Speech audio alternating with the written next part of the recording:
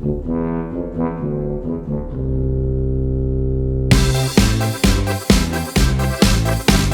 Kupše lõi Lätis kinni ukse ja läkski Eestimaale mehe juurde elama.